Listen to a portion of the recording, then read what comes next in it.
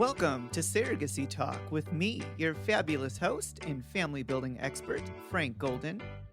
I'll be talking about surrogacy, IVF, and making babies. Hello everyone, welcome to Golden Gossip, and with me today in the studio is Erica Daybook. Hello everyone. Hi Erica, thank you for being here today. Thank you for having me. Also with us is Juan Ruiz. Hi everyone. Hi Juan, how you doing today? Hi. If everyone out there could be in the studio today, you would swear that Juan was like bringing in some South Beach vibe here. He always looks great. He looks very summery. It's 95 You degrees look outside. very vacation. Like I'm ready. It's a a floral 3-day print. weekend. yeah, it's making me feel really happy. Bringing some sunshine into the office. So It is 90 degrees in Chicago, everybody. yeah, it is. It's gorgeous outside. Finally, we have some great weather here. So today's podcast, we are going to talk about the organization Men Having Babies, because in April, specifically April 14th through the 15th, they had their annual Men Having Babies Expo that they do in Chicago every year. So Golden Surrogacy, we're obviously a large supporter of the organization, and we sponsored, this was our third year in a row. So with that being said, I know you, Erica, are going to moderate this, and you have questions for me. I do. I didn't get to go this year. I was there last year. I thought it was a great experience. So I'm excited to hear about Men Having Babies Chicago 2018. So I guess we're very familiar with Men Having Babies, but not all of our listeners are. So primarily just tell us about Men Having Babies. You know, what exactly is it? And all that good stuff. Yeah, great. So Men Having Babies is a nonprofit organization. It was spun off in 2012, so I think that's when it officially became Men Having Babies, and it originated from an organization that had been around since 2005, which was primarily based in New York to help. It was basically like a support network for gay men looking to start their family, specifically to have a biological child of their own. So now the organization is basically an advocate for gay couples and gay singles that are researching their options to start their family, again, through surrogacy, so that they would have a biological child of their own. And they host these expos all over the country and abroad. They have them in Tel Aviv, Brussels. They're constantly adding new programming. And then they provide educational resources for couples and individuals looking to start the process of family building. But then there's also some financial assistance that they provide too. So that's kind of Men Having Babies in a snapshot, if you will. Basically, or like you said, like in a, did you say snapshot? Snapshot. Okay. Yes. I like to say in a nutshell. Yes. So in a nutshell, Men Having Babies specifically helps gay men who are looking to have biological children. So this is not, they don't help with adoption. It's really surrogacy focused.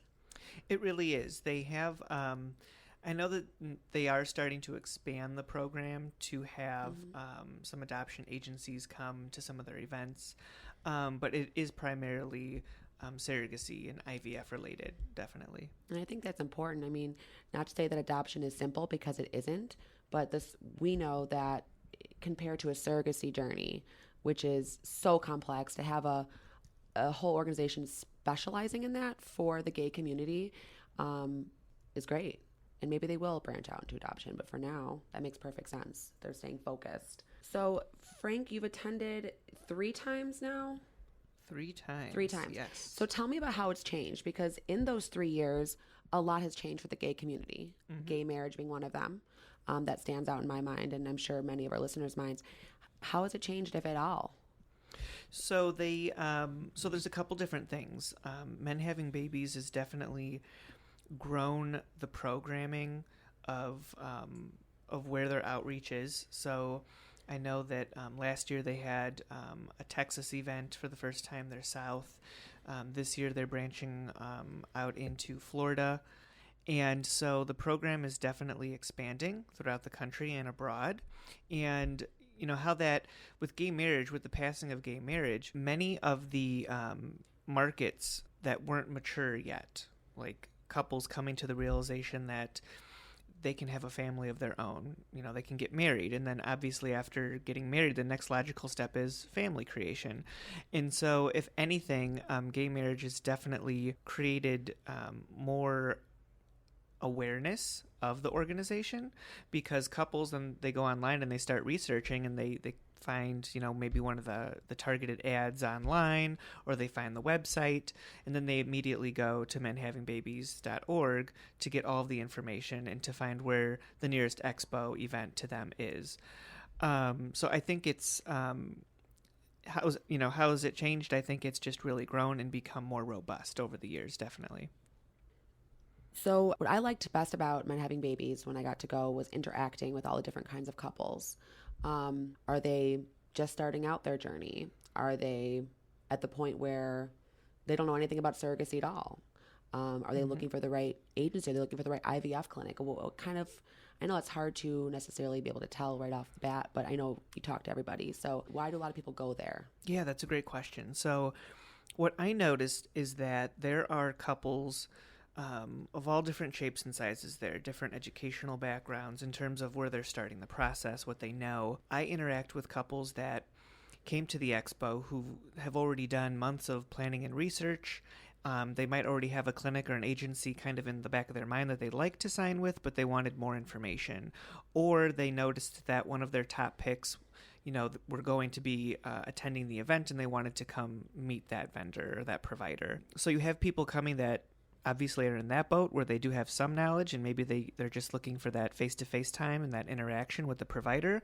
But then you also have people that they have no clue where to begin. They don't know anything about surrogacy. They don't know what the costs are.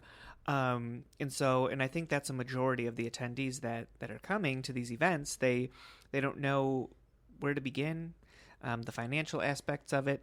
And so what's really helpful with Men Having Babies is that they not only do they put together this great program with all of these different providers, different surrogacy agencies, IVF clinics, attorneys, but then they also solicit feedback from previous surrogates and intended parents, and they have panels of previous surrogates and intended parents to come on stage and talk about their journeys. And so from the attendee perspective, you're getting, the download of what's a surrogacy journey from point A to point B, but then you're also learning about the humanistic characters of a surrogate, the qualities of a surrogate, and then you're learning about the different dynamics that take place in a surrogacy journey. So it's a lot of information, it's a lot of knowledge. The organization, really became Men Having Babies in 2012, and Adam and I started our first journey, and we started researching in 2010, and then we really started it in 2011. So we didn't have Men Having Babies when we started, and I really wish we would have, because it's a really great program, very great. For any listener out there that hasn't even really begun doing research, or this podcast is the first thing you've decided to listen to pertaining to surrogacy, that's great. So it sounds like Men Having Babies is a great place for you. That could be your second point of research after this podcast. I think the idea of meeting face to face with these doctors and surrogacy agencies is intimidating when you haven't even begun, but maybe that's a great place to start. So Men Having Babies, as an organization in all of its events, what does that really mean for the gay community? As two gay men, I want your perspective. What does that do for you? Like, how does that make you feel knowing there's an organization like this, and how do you think it adds to the community? Yeah, that's a great question for our perspective. So, for me, having gone through the process a few times, I think it's a really great resource. To your previous point, it's a really great starting place for people to go to start gathering information on providers and the process, and then to gain access to the financial assistance that they offer as well. So for me, I think it's great because Men Having Babies is going to provide not only the information, but also access to family building for gay couples that didn't exist when I started. So the younger generation definitely will feel like they have more knowledge and more access to family building through surrogacy. What do you think, Juan? Just being in a position of, you don't have children yet, but yeah. I'm sure you're thinking about it on the horizon. And what does Men Having Babies mean to you? Yeah, I would agree with everything that you said. I think for me, I saw an ad in Instagram and they had an advertisement for it. So it's really a great starting point. I think when I grew up, I always knew I would like to have my own biological kids, but I didn't know how I was going to make that happen. So having an organization like Men Having Babies who really sets everything up for you is just amazing, because I now know what I would have to do because I work with the best of the best. But if I didn't, if I was just working another 9 to 5 job and I wanted to start my family, they can help me guide me along to get where I want to go. The fact that Men Having Babies is expanding the program, so they have a West Coast Expo and workshop, then of course New York where they started, the Midwest. So they're really focusing on identifying key markets where they can get the word out to as many couples as possible.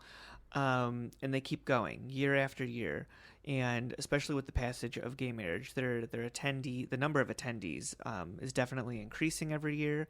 So I think the gay community is going to recognize Men Having Babies as being really the leader in information and the leader in resources to start your family.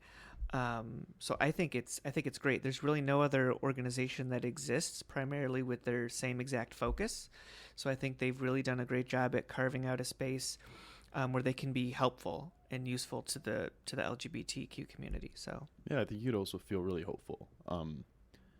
Going there for the first time and not really knowing what to expect, seeing all of these kind of potential or intended parents was really great, because they get to see people just like them. People who either have gone through a journey like Frank, or other people who are speaking, or for people who want to learn about having their own biological children. It's hope, it's progress, it's exciting. And the attendees that show up, they come with notepads and notebooks, and they're ready. They're ready to absorb all the information, and you can see hope in their eyes when they're in the audience, when we're up there speaking with them, and it really invigorates me with a sense of passion to keep doing what I do, to go year after year and to see these new couples that would like to start a family, that were, now they're now in the same shoes as Adam and I, once were before we had children. And so it's inspiring.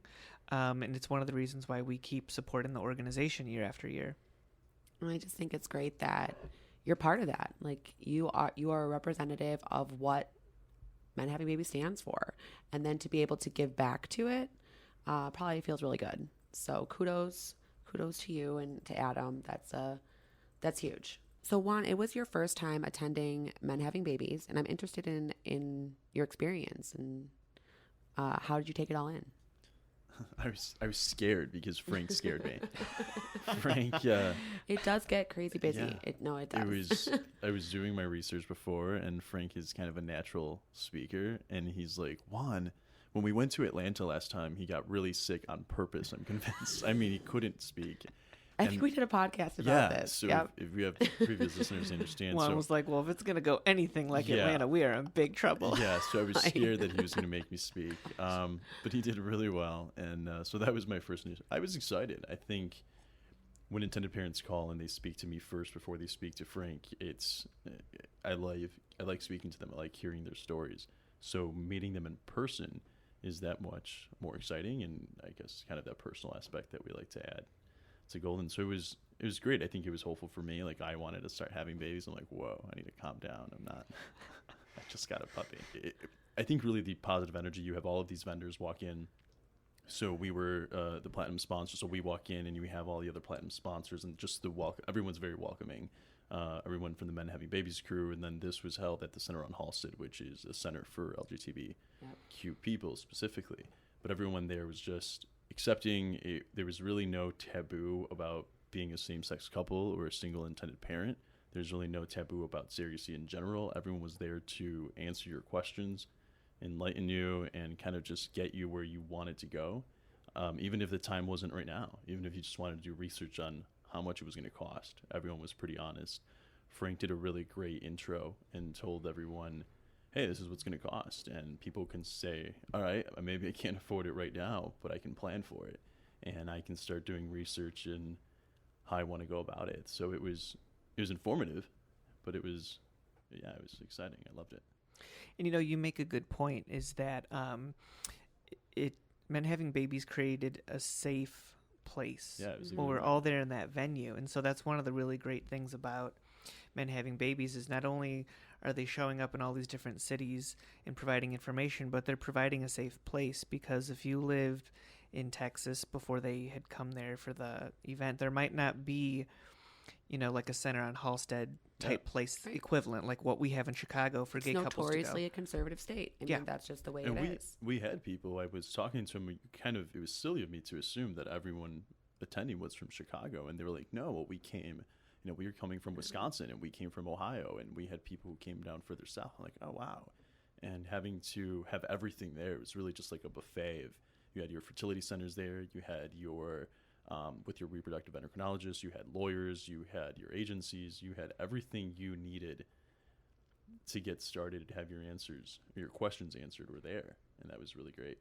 So, Men Having Babies sounds so great, and I'm interested in how we can help intended parents or give them some information, how they can get involved, how they can be a part of Men Having Babies. Yeah, great. So I would encourage, prospective intended parents to visit the Men Having Babies website. It's menhavingbabies, all one word, .org.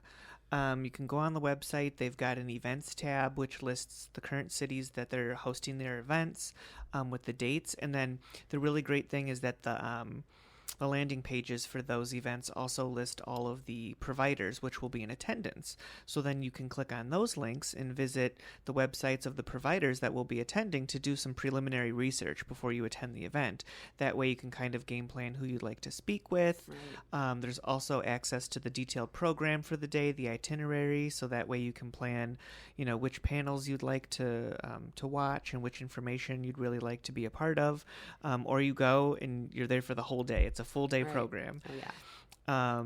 So that would be a starting point. And then they also have obviously a Facebook page, and they list all of their events and things like that. So that'd be great with the program. So if you can only go to one event a year, which is more than enough, for intended parents looking to start their family, a lot of intended parents do come specifically for us. They've and other places as well, but they've done their research and they've noticed our ratings, and they come wanting to meet Frank and his team. And they chose specifically to attend the Chicago one from different states. That's a great option too. If you already have decided on an agency, or you think these are like, my top two, find out which events they're going to be at and plan your vacation and make it into a vacation around that. And go to Brussels. Hey, we were considering it. Yeah, that sounded fun. And then tell me more about the financial assistance. I know it's a huge issue for a lot of people. So what does Men Having Babies do, and how can intended parents get involved?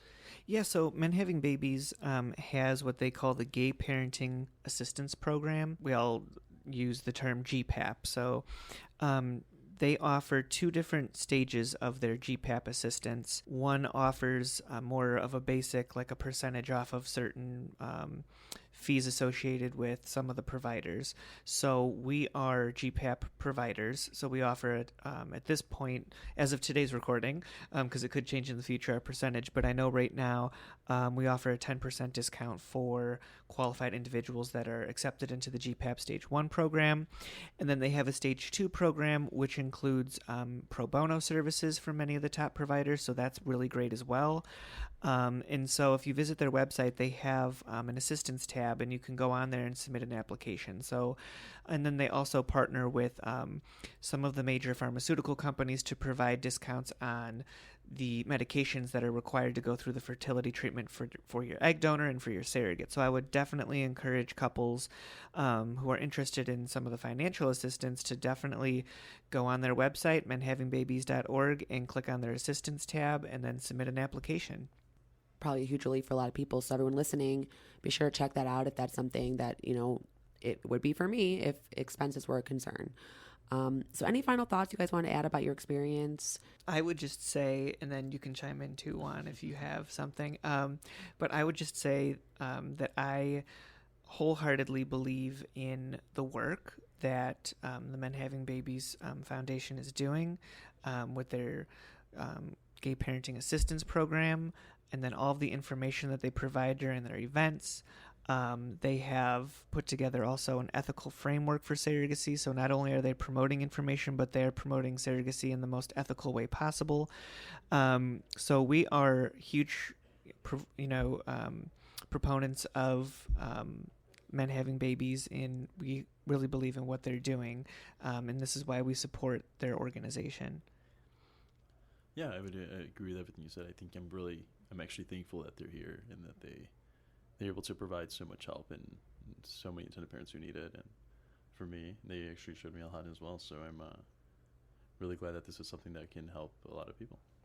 And again, for everyone out there listening, if you'd like to get involved with the organization and find more information out, go to menhavingbabies.org to get involved. All right. Well, thank you everybody for listening. Yes, thank you everyone out there for listening. I hope you enjoyed our podcast on menhavingbabies.org. And feel free to visit all of our social media. It's at Golden Surrogacy, with the exception of our Instagram. It's at golden_surrogacy. It's something like that. So I had to put that specifically. There's an underscore in there somewhere. And until next time, ciao. Ciao, everybody. Bye, everyone. Thank you, everyone, for tuning in to this podcast segment. This is Frank Golden reminding you that everyone deserves a family.